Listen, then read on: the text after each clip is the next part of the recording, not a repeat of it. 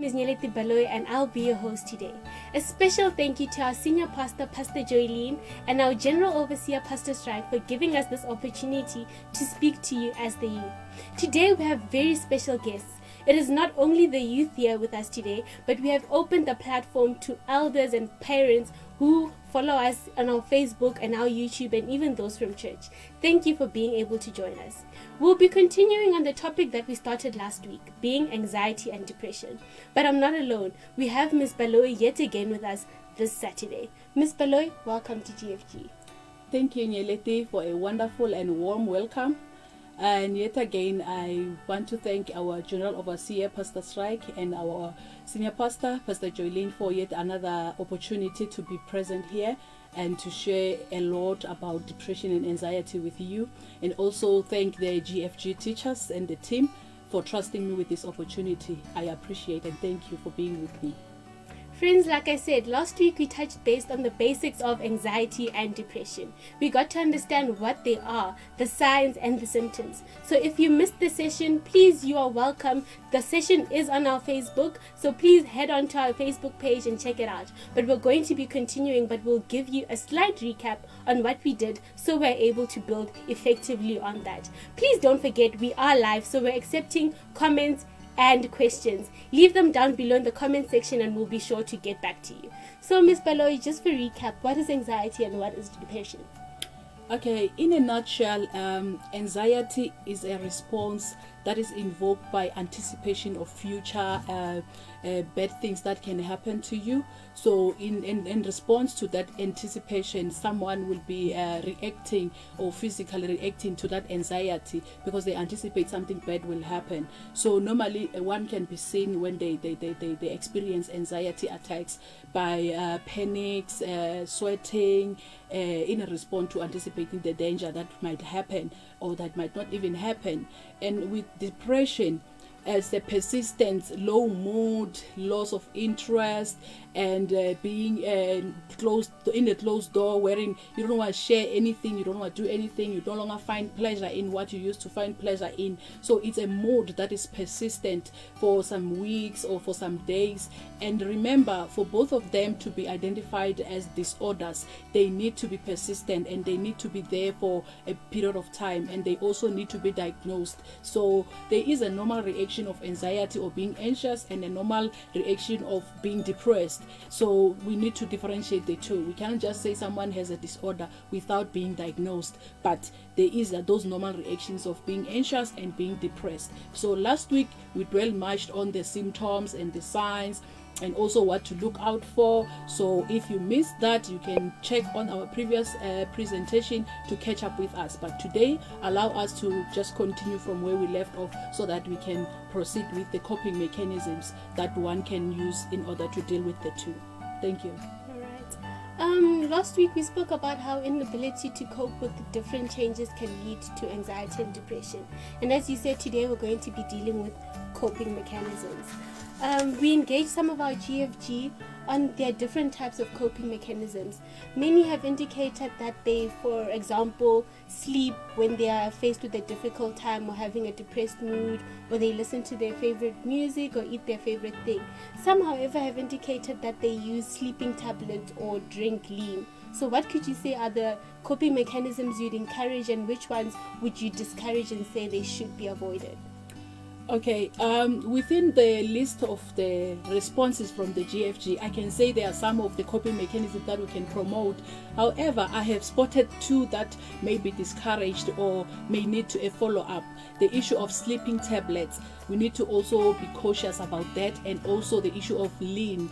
I hope we will dwell much on that. We'll get some time to talk about lean and the effects, because it's something somehow that is fashionable that people commonly use because they believe it is good for their life, or it is good to get to their day or anything like that.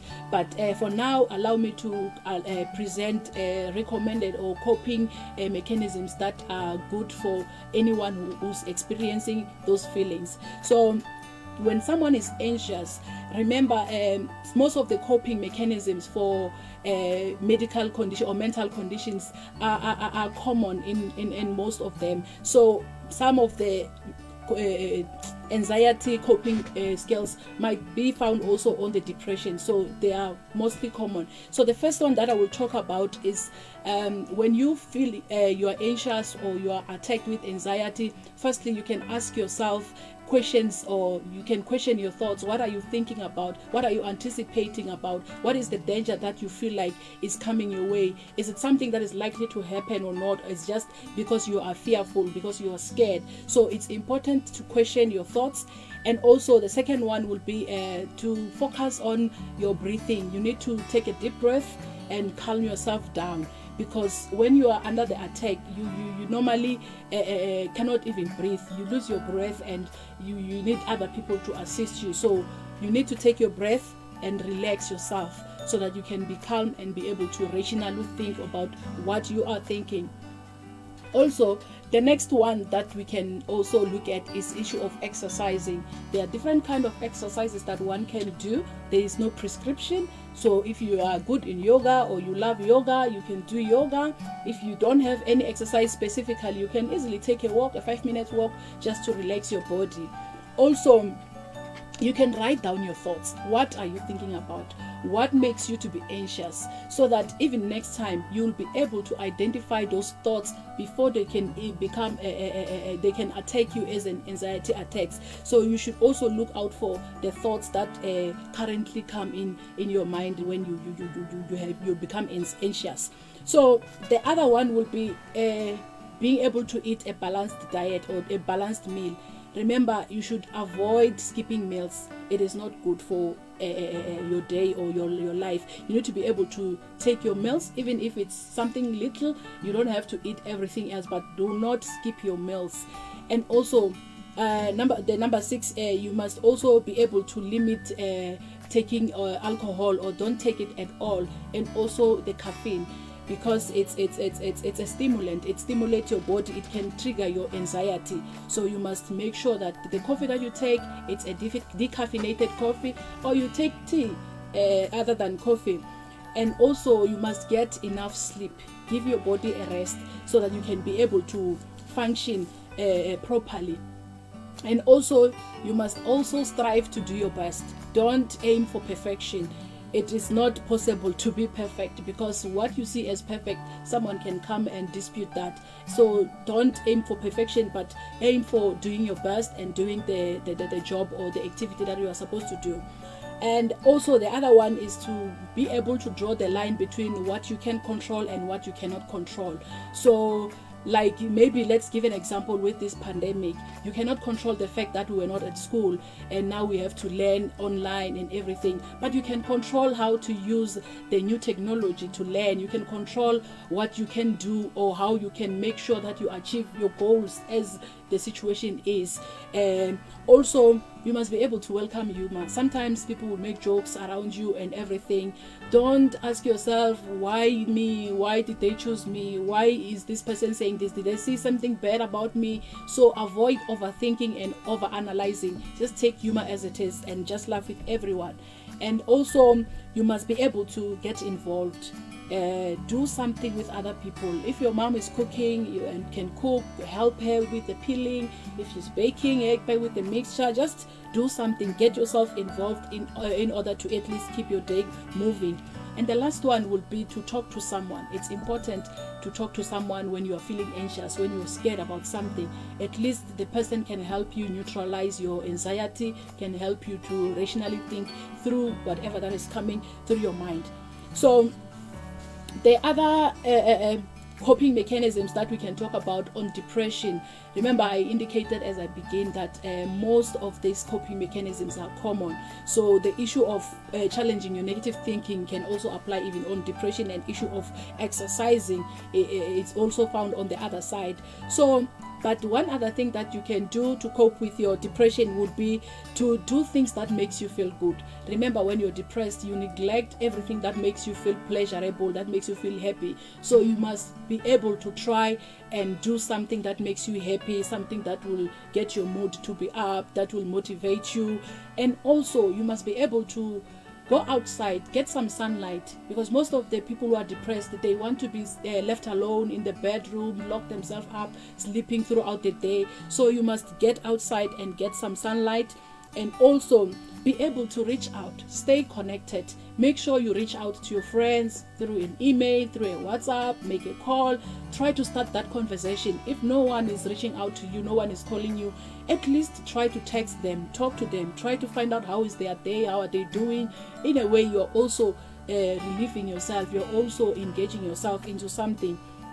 So the other thing that you can do in order to cope with depression or depressive disorder or mood, you can be able to stop jumping into conclusion. Before you can jump into conclusion in a situation, check it. Is it correct? Is it a fact? Is it an opinion? Is it something that has always been happening? Before you can conclude that this is how I feel, this is the right way. And also take into consideration the issue of your support network. You can build your own support network. You are the only person who knows who has been good to you, who has been dismissive to you, and also who has been there for you. So develop that support structure or that team. You should know, if I call Nyelet will always return my call even if she missed my call. But there are those people, when you call, you try to reach out, they discourage you, or they don't even take your call, they don't return. So you must be able to make a team or build a team that you know that these people, they are having best interest at heart.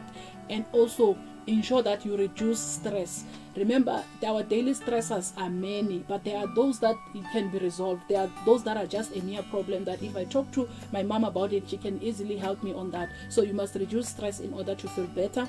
And the last one, you must be able to beat procrastination. The thing of saying I will do it later, I'll do it tomorrow. Later might never come, tomorrow might never come. So if you have a task at hand, be able to attend to your task at that time and finish with it. At the end of the day, you get happy, you get excited to have completed something. Imagine having to submit your assignment on time and you still have time to just relax before your next assignment. It's something you have to feel good about. So those are the coping mechanisms that can be promoted. However, the other two that I spoke about, we will get back to them. The issue of using lean, it is not something we can encourage or promote because it has bad health impact in the long run. Okay, thank you. As I explained, we have our parents with us here today, and I'm sure they are very eager to know what can they do to help their children navigate this new normal. What are some of the things that they can do to ease the introduction of this new era into our lives? So when we did surveys on parents and they responded to our questionnaires, many of them indicated that they have assisted their children by providing resources such as data and study tables for them to be able to continue with their academic obligations. But what else can parents do over and above supplying data and tables to help their children in this difficult time? Firstly, I would like to appreciate the parents who are doing the most, providing the data like they indicated and creating a healthy environment for their children to at least cope with whatever that is happening right now. But there is still more that parents can do in order to help their children.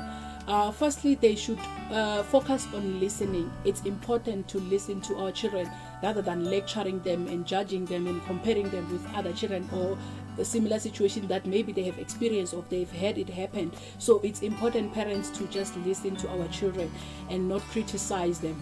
And also the next one would be to be gentle. They need to be gentle as they talk to them. They should be able to acknowledge their feelings. They should be able to understand how they feel, but they should be persistent in doing that. So, but if your child is not ready to talk, parents, let us give them space, but not a bigger space or waiting for so long. But just give them space to calm down, and then we go back and talk to them and try to find out what is wrong with them.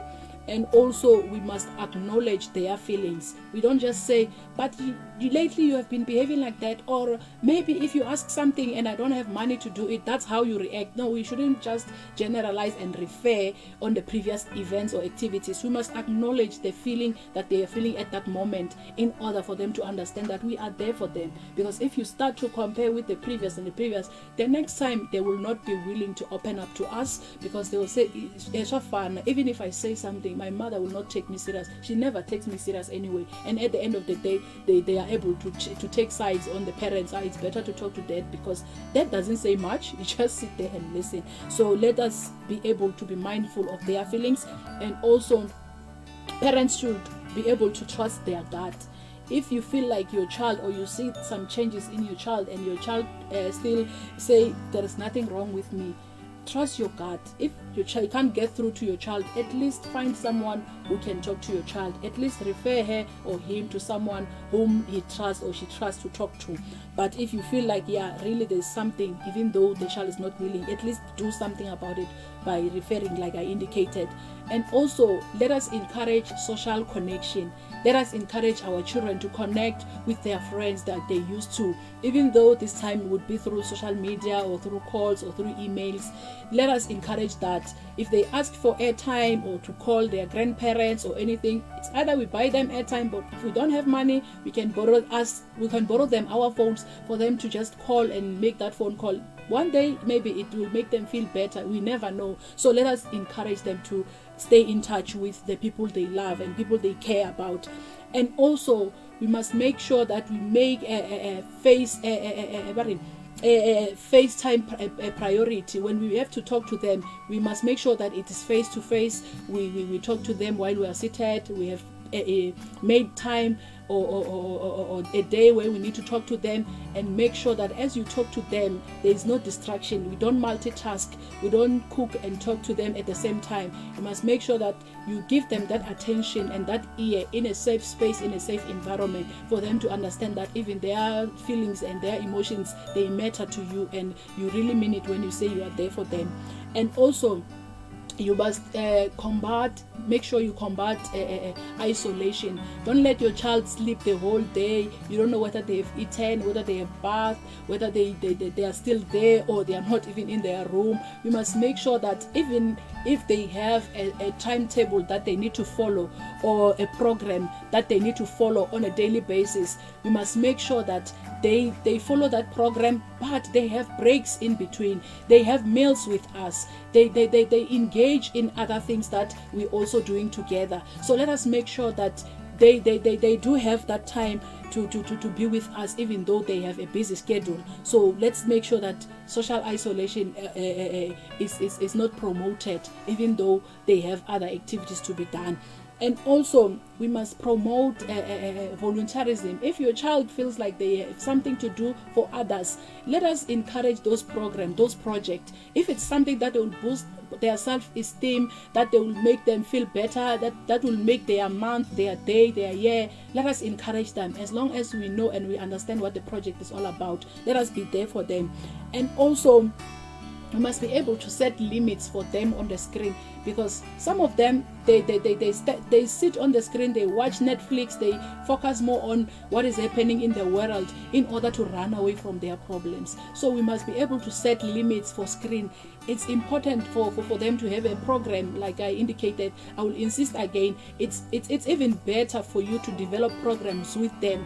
Let me give an example, as in when they go to school. We know that they wake up at a certain time. At a certain time they should be at school. At a certain time it's time to attend classes. At a certain time it's a break. At a certain time it's study or after school. When they come back, they know that they should change their uniform and maybe help up with some chores and everything, and it's time to eat, it's time to study, and it's time to rest.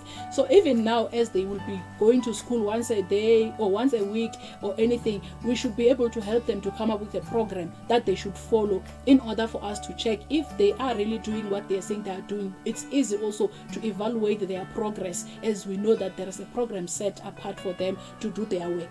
So we should also be able to provide them with nutritious meal. We understand that we are providing them, but we must make sure that whatever that is prepared, they eat. Whatever that is cooked, they eat. Because most of them, they will prefer junk, they will prefer snacks, they will prefer some things that are not even prepared. They will just grab this and that and eat. And at the end of the day, they end up not having enough strength to get through to the day. And also, we must encourage them to have plenty of sleep. because lack of sleep will cause them to have problems. Their next day will not be as productive as they wish it to be, because they will be tired, they will be yawning, they will want to sleep again, only to find that the program of the day is distracted because someone did not get enough sleep for that night. So we must be able to promote sleep for them. And also we must also, as parents, be able to take care of ourselves. We must be able to share our emotions and our feelings with our friends. If situations maybe are not okay at home, or we cannot cope with a depressed child or an anxious child or anything, it's always advisable for you also, guys, as parents, to ventilate, find someone to talk to, in order to come back as rational as you can, so that as you approach your children, you are able to be able to speak with them in a calm manner. So you must also look out for your health, parents. You must also exercise, you must also eat healthy, you must also have enough sleep in order to be in this journey together with your children. And also you must be able to be open with your family. If one of the children is suffering from maybe anxiety or depression or anything, you must be able to share it with your children, the other children, because they might feel like you are giving more attention on the other one. They might even jump into conclusion because they don't understand what is happening. So for every family member to be supportive of the other, you must be able to be open. And also we don't neglect the siblings, like I indicated. We don't have to neglect other siblings. We must be able to give them individual attention. And also the last one, we must avoid the blame game. We don't have to blame other people for whatever that is happening. We don't have to blame other family members or anything. We just have to understand the situation as it is and find better ways to resolve those issues. Thank you so much. These were great tips on how to build great relationships with our parents. The youth, we should never forget that the burden does not only lie on our parents to build these relationships with us. We should also be proactive in talking to them, being open with them, and making sure that we reciprocate the energy that they give to us when they show love and support. Now, I have another question. We understand that anxiety doesn't just come out of nowhere. Something causes it. What are these things that cause anxiety to be triggered, and what can you say about them? Okay, when it comes to triggers, it is important for one to identify their own triggers. Yes, there are those common triggers that can happen to everyone, but it's important for one to identify their own triggers and realize them, because once you have identified them, it is easy to cope with them before you can be even having attacks. So if you have identified them, you are able to minimize the impact it will cause in your life. So, but mostly the common triggers to anxiety, number one will be health issues. Being diagnosed with a health condition can lead to someone to be anxious, to be worried. How will I cope with this one? What if I die? What if I leave my children? What if it's genetic? What if my children has it? What if I'm unable to cope with my daily activities? So it is something that can cause anxiety. The second one would be issue of using medication. There are some medications that even when they prescribe for you, they will tell you that you can take them before you sleep because they have side effects. So some of the medication can cause anxiety. Like some, they are just over the counter that you can just easily go to the pharmacy and buy them. And the other thing would be issue of caffeine. Like we indicated before, caffeine is a stimulant. It's something that stimulates your body. Every body function, as you use it, gets to be more active than normal. So it causes for it can also be linked to anxiety. You'll be anxious once you are hyperactive because the body now is stimulated. And also the issue of skipping meals. One person who skipped meals, remember, will be jittery and rambling and the tummy and everything else. Like someone will be weak, not active, not having strength because they miss their meal. So it can also lead to someone to be anxious. And also negative thinking bad things, thinking about things that maybe are happening or that might happen. Thinking or dwelling much on those negative thoughts can cause anxiety. And also the issue of financial concerns. When you have concerns about the finances, where will I get money for this? What if my parents does not afford my university fare? Worrying about a lot of things that goes around financial issues can also make someone to be anxious. An issue of finding yourself in a social event or a party wherein there are a lot of strangers. You feel like you get scared. You think about bad things that could happen to you. And also the conflicts. It can be a conflict between you as a teenager with a fellow teenager, a conflict between you and parents, or a conflict between parents can cause the child to be anxious, to say what will happen next, what if next time they hit each other, what if the bad thing could have happened out of that conflict. And also issue of stressing about any activity that might be happening in your life for that day or for that week. Stressing about a lot of things, worrying about a lot of things can cause anxiety. And also being bullied, because as young people we often get ourselves to be bullied by our friends. Remember, there is what we call people who will bully you, cyberbullying. Right now, that because we cannot meet one another, but someone can paste or can post something about you, can post something that is related to you, can share something that maybe you have posted out of jokes, but someone, they're making it serious and they laugh at you. So it can also cause someone to be anxious, someone to not want to be out there to be seen because someone has already shared bad things about them. So those are the common triggers to anxiety. Alright, thank you. Everyone, please don't forget we are live, so you may ask your questions in the comment section. Often one person feels that when they feel the symptoms of anxiety coming along, such as headaches, a painful stomach, such things, you take medication in an attempt to treat the symptoms. So where does one draw a line between treating the symptoms while not knowing that it may possibly be an anxiety attack and going to seek help and getting prescribed medication? Okay, remember, trying to self-medicate, it's a problem, because there comes where a body learns to tolerate the treatment that you are giving it to it, and it does no longer respond to the dosage or the level of medication that you are giving to it, and it will seek for more and more drugs. So it is not safe for one to self-prescribe or to use substances or any drugs, because of substances we are talking about anything legal or illegal. It's called a substance, it's called a drug.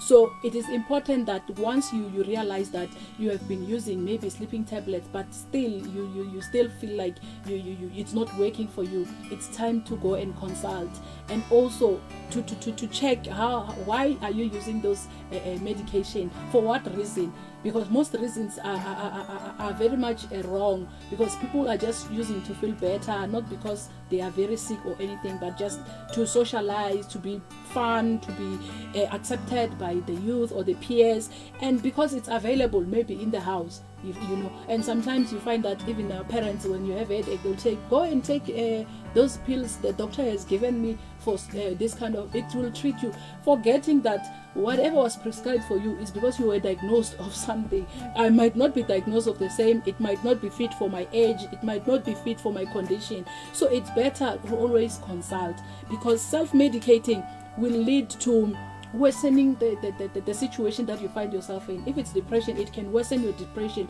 It can even cause someone to have suicidal ideation, because now they are depressed and they are using something that is aggravating the circumstances. So there is a higher chance of developing mood disorders by using other substances that you feel like you are treating whatever that you are going through. And also, one is more likely to be comorbid to other condition. Comorbid means the presence of more than one mental condition in someone's life. So when you use substances to treat the other substance, you can develop other condition that you didn't know about, because you are now treating substance with substance. You are treating a disorder with other substance that is not even prescribed.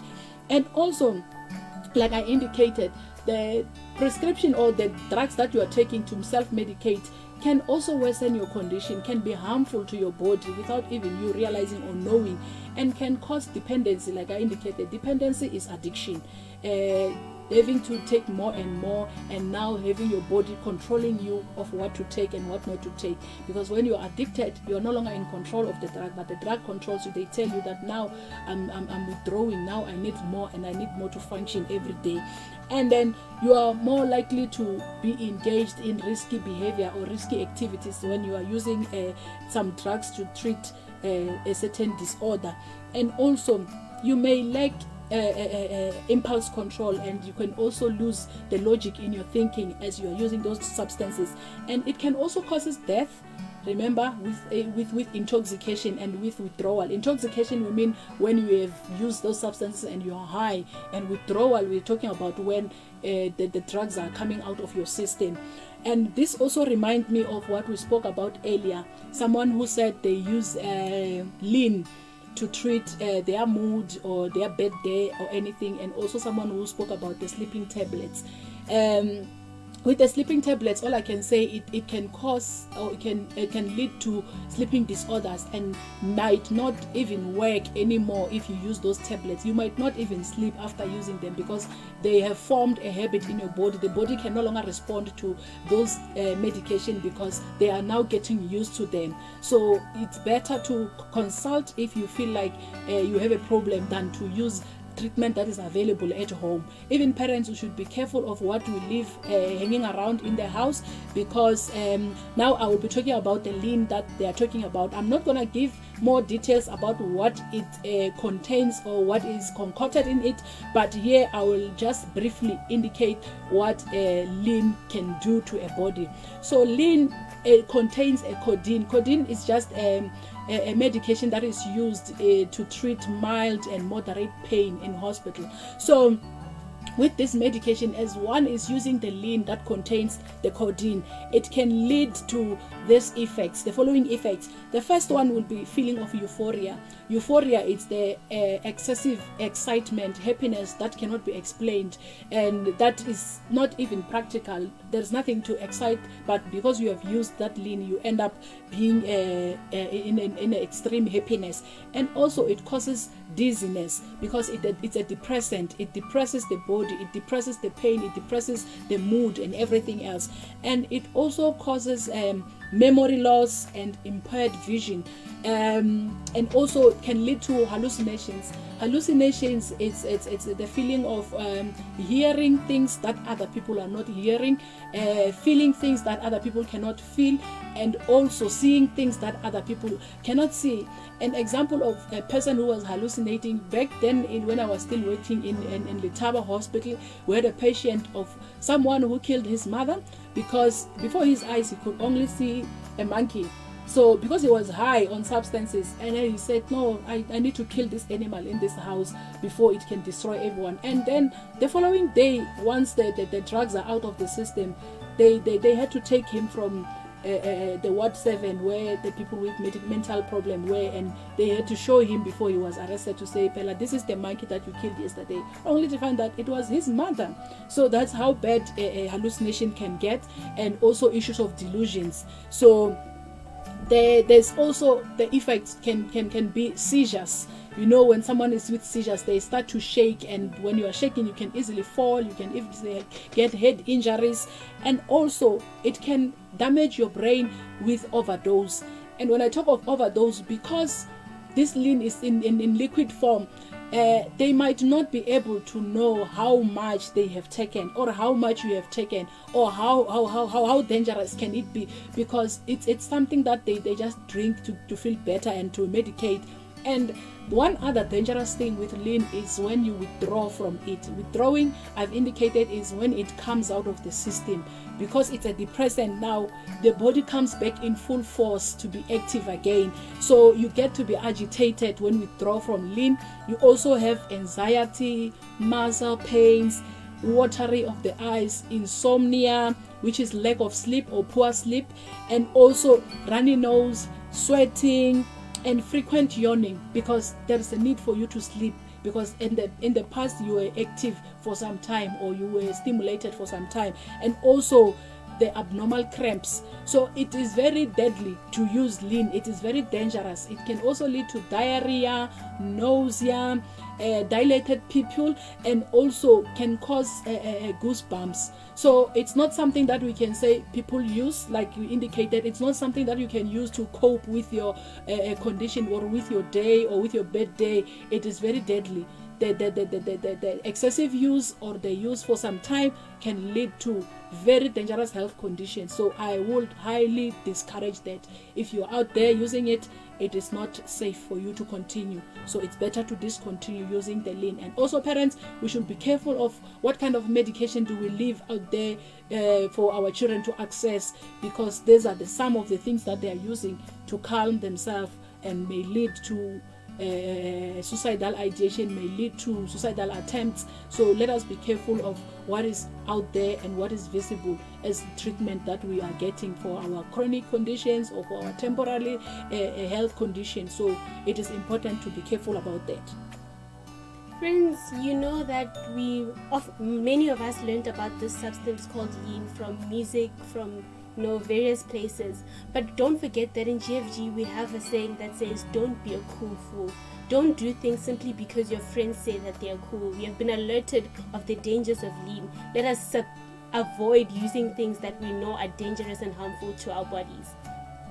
Miss Eugenia, let's say I'm now starting to realize that the bad moods that I have are more frequent. My anxiety attacks and are no longer just me feeling anxious about writing a test, but they are happening more frequently. How do I go about communicating this to my family and my parents? How do I tell them that I feel I'm possibly struggling with a mental illness?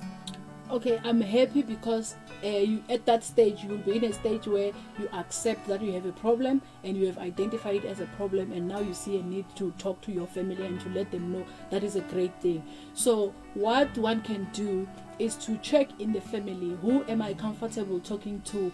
Who is it that I can sit down and talk to without judging and listen to me? And also it is important to check the time that I talk to this person. Is it the time where this person is free or in a hurry or anything? You must make sure that always the time is right and the place where you need to talk to this person is as comfortable as it can be, so that you can be able to express everything to this person. And also it's important to know what to say, because it is important to indicate what is it that you're feeling. How long have you been feeling like that? What are other signs that you are seeing that is making you feel anxious? And also, what have you been doing in the past to deal with this thing? And also, what is it that you want to be assisted with? Do you want to go for therapy? Do you want to be referred to someone who can help you? It's important so that as this person relate it to other family members or try to attempt to help you, they know all these details. They understand what you have been going through. They know what kind of support they should give to you. So it is important, yes, to share and also to make sure that the environment that you are sharing in is as good as keeping you calm, keeping you relaxed, being able to express everything as you have been experiencing. Alright, thank you. While still speaking about family, just a general question: can other people see when someone is struggling with anxiety or depression? Okay, it's not that easy to can tell if someone is depressed or because anxiety, yes, you can see because there are physical symptoms, but with depression it's different. But there are some things to look out for when you see them happening around the people you love. Like I've indicated, there will be behavior change. Someone who used to behave in a certain way has now behaved in a way that is called for concern. So it's something the family or anyone close to can be able to see and check that now something is not right. And also the second thing will be the expression of feelings. Someone who is now seeing themselves as worthless, as useless, as nothing. So someone will be uttering those comments or those feelings, sharing those feelings. So it's important to have a third ear to listen to messages that are not even verbally said. It's important to read between the line of what this person is saying, so that we can be able to tell if there is a problem, even though we don't know what the problem is or how can we help this person. But identifying the problem is most important. And also we can see this person by expressing the negative feelings of guilty about things, being irritated, frustrated, miserable, and sad all the time. Then we can tell that something is not right. So that's when we can tell, no, we need to intervene, we need to check up on this person, we need to regularly check on this person. And also physically, the symptoms will be there. Issues of tiredness, issues of fatigue, issues of headache and muscle pains. So someone will be complaining of their headaches regularly. I have headache. I've tried to take a Panadol, but it's not working. I have tried this, it's not working. So you can't really tell that I'm depressed, but you can see a certain behavior that is called for concern to say, recently now this and this and this has changed. Recently I have seen this and this and this changes. What is wrong? What is happening? Is there something that you need to talk about? Is there something that you are going through? Can we help with anything? So you can look out for all those signs in order to check if someone is having a problem or not. But then also remember, it has to be diagnosed. We cannot say someone has a disorder without the diagnosis. We only see the symptoms and the signs, and then we go consult to check if really this person has a problem or not. So, and remember, they have to be persistent in order to be a disorder. We live in a technological era, friends, so we mostly interact with each other on social media and such platforms. You can be able to see if someone is acting out of the ordinary, if perhaps they're posting things that they normally wouldn't post, or they're posting things about wanting not to feel certain things. Then you know that it is a cause for concern. In GFG, we always say, I am my sister's keeper, I am my brother's keeper. Please always remember to be your sister's keeper, be your brother's keeper. Check up on the people you love often. See if you see something unusual on their social media, send them a text, let them know, ask them how are they. You may not do it in an interrogatory way, but make sure that they understand that you are there for them and you have an open ear to listen and a shoulder to cry on. So let's please check up on each other, because we are responsible to take care of each other. Now, there are many stereotypes associated with mental illnesses. What can you say about these societal views on mental illness? Okay, all that I can say is that our society is still behind with the information about mental illnesses. They are still stigmatizing, they are still labeling and judging, and it's important for them to learn more about these disorders, because it's not, so no one is immune to them. You can have the disorder at the age that you are at. So we need to learn about these things, because however, if we don't know about them, we treat other people badly. We make people to be fearful to socialize with us. We make people to be fearful to disclose of the condition that they are going through, because of the way we treat them as they disclose. So there's a need for people to educate themselves and educate others. And also, if someone says, I'm suffering from this and this and this, try to find more. What is it about? How can one help? What is it that I need to know about this, maybe this disorder or anything? Let us be there for one another and try to give an ear and a shoulder to cry on. Let us not always discriminate. Let us not always dismiss people as they try to reach out, because someone might be talking to you as a way of ventilating. Someone might be talking to you as a way of trying to feel better, not because they want something from you, not because they want you to do something about it, but at that time they've been carrying this heavy burden on themselves, and they meet with you on the street and they share with you, and now you are thinking of, you are wasting my time, I'm rushing to where. Let us learn to be a brother's keeper and practice Ubuntu. Humility at this moment, it's trying to be there for one another and trying to listen to one another and trying to understand other people's conditions, because whatever other people are dealing with, it might be private matters, but some people they are trying to reach out, but we are unreachable. We were never there for them. We are not there to be found, and we're nowhere to be found, and it's a problem. And this thing, it causes people to commit suicide, people to think of suicide. I'm useless, no one wants me. Even the society itself, even our family members might not be in an understanding of the condition we are at, because we often stigmatize to say, and then we don't want to learn more about these sicknesses of wabaja, because we believe there's nothing this person can tell me, or this person is not stable, this person, whatever they are saying is not rational. We don't even give an ear. Even when someone can talk sense to whatever that is happening, we often judge, we often isolate. We cannot have this person in a certain function, we cannot give them a slot to talk. What if our mandleleni? So it is it's not fair. We are not treating them fairly. Remember, a mental illness it's just a condition like any other, and it can be treated and it can be managed. And there are a lot of people that are living with it,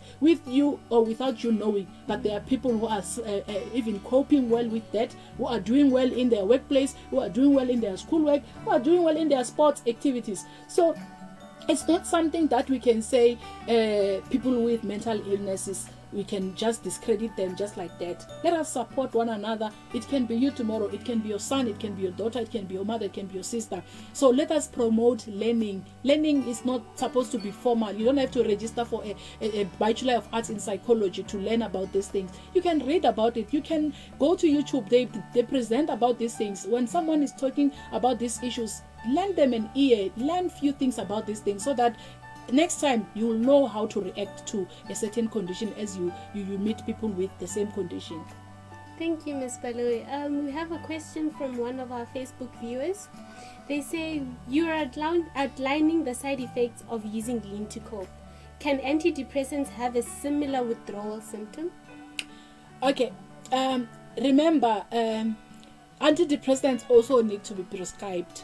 So if they are prescribed by the doctor, they will tell you the side effects, because they will be prescribed for a certain day or certain days. So they are working against whatever that you might be feeling. They are there to make you feel better.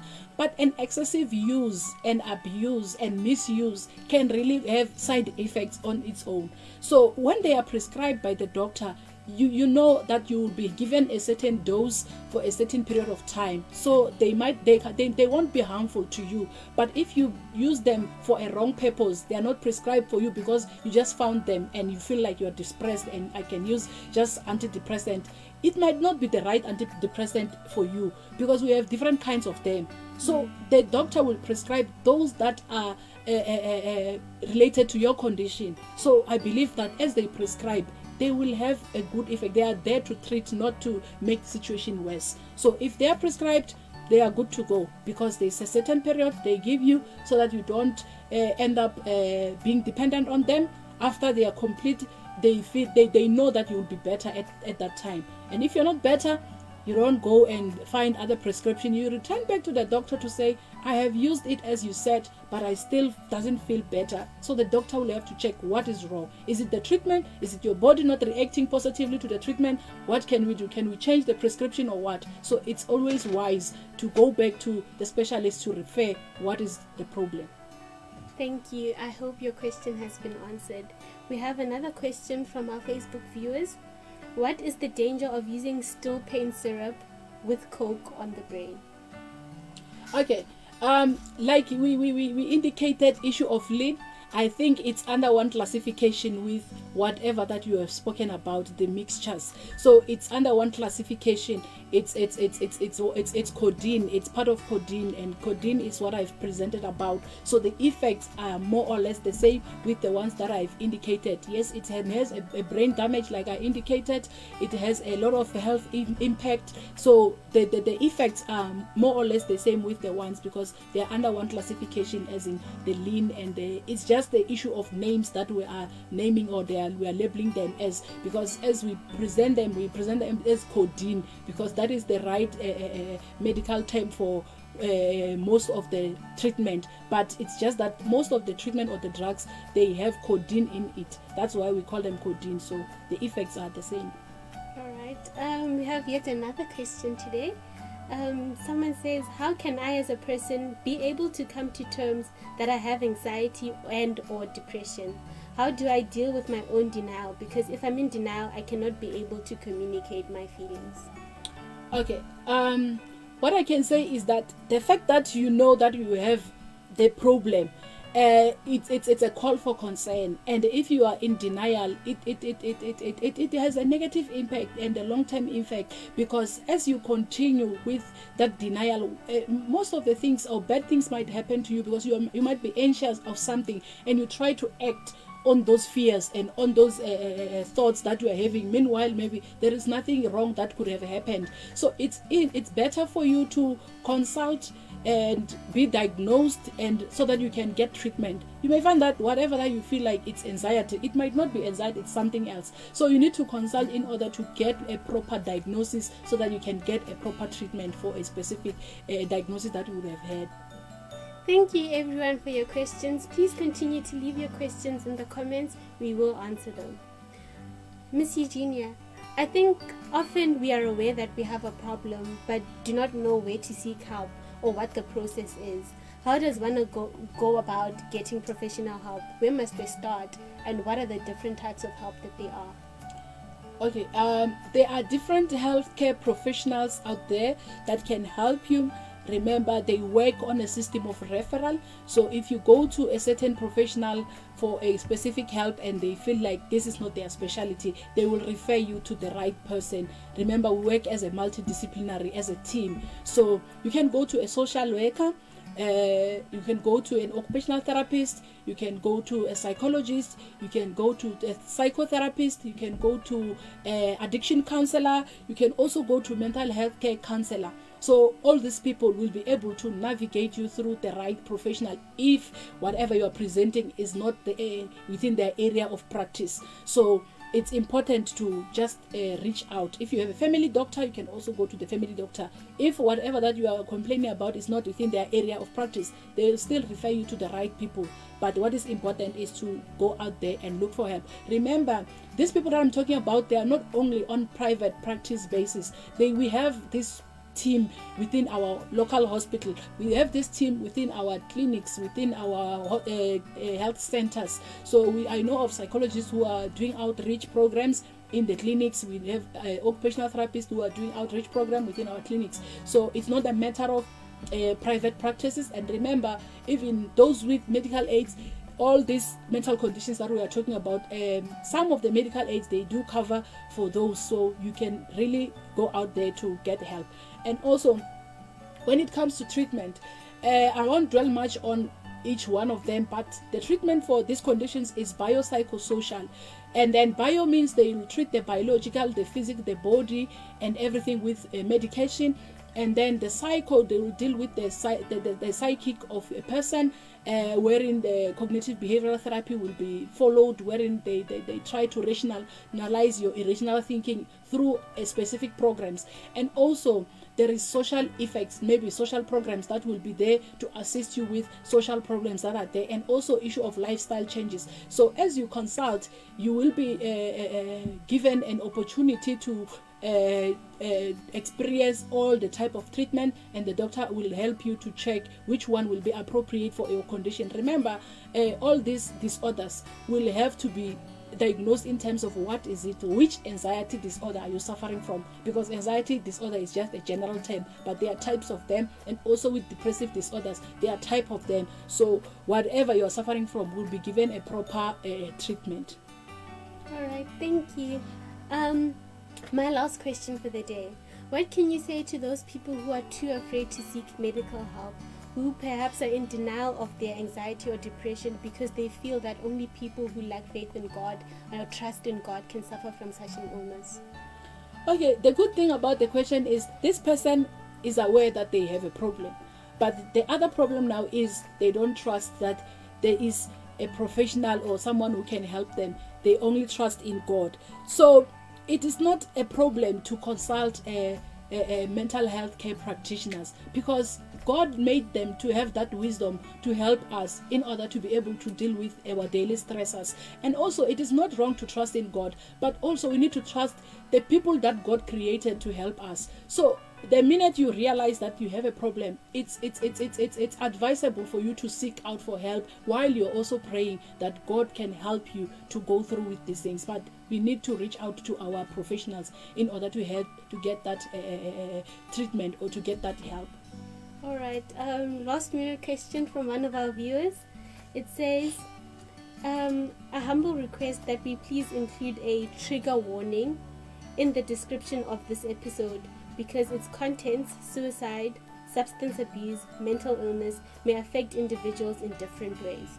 So, Ms. Baloyi, can you tell us, does talking about things like this sometimes trigger people, and how can we go about making sure that in delivering programs like this, we are thoughtful of the people who may perhaps be triggered by these conversations? I'm not sure if I understand the question.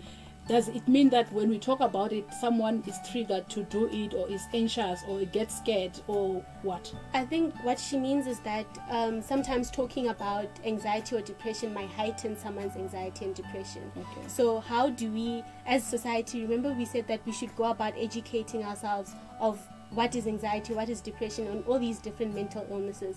How do we go about making sure that we provide this content in a way that is still providing assistance to those who may feel triggered by this content and these conversations? I don't know if there's a best way to give the information without making other people to be anxious. Remember, raising awareness, we need to be as practical as we can. And if we have to be cautious of people who will be triggered or who will be anxious about it or receiving the information, I think it's called for concern for one to identify their own triggers. Listening or hearing someone talking, if it's a trigger, then I think someone needs to go and seek for help to say, I get scared when these kind of things are spoken or these things are said. What causes you to be anxious? Do you feel like you're going to have the same problem, or what is the problem? Anyway, we need to dig deep into what causes the trigger. Is it the content itself? Is it because you know someone who's suffering from it? Is it because you feel like you have seen symptoms in yourself and now you are self-diagnosing because maybe someone is now trying to see himself or herself through everything that we've been talking about? So I think it's also important for one to also seek for help, go and talk to a therapist about that, and maybe the therapist will be able to check if it's a problem that is called for concern or it's just a normal reaction. That's all I can say. All right. We hope you're answered. If you're not, Miss Eugenia did avail herself to people contacting her to talk about these issues. I'll read out her number for us now. 073-299-9847. I'll repeat. 073-299-9847. Please use this number to contact her if you have any more questions on the topics that we have dealt with or anything in general. Please don't forget, she's a social worker. She wants to help you. Her email address is eugeniabaloyi@gmail.com. eugeniabaloyi@gmail.com. Sadly, friends, this is all the time we had left for the session today. We truly hope you've been educated, that you've enjoyed it, and you will now walk out of the session knowing that you feel a little more comfortable in talking about anxiety or depression. Remember, it is us who have to educate ourselves on issues such as this. We should not sit in lack of knowledge and in ignorance, because God does not take pleasure in such things. Thank you for joining us. This is the end of our anxiety and depression session. Next week we'll be bringing new content to you on your screens, so please do tune in. Don't forget to share these sessions with your family and your friends. Let's help share the word, let's spread the word, let's educate, because we want to be a generation that is educated, that goes against societal stereotypes, and that truly goes to supporting each other. Thank you. Have a blessed day.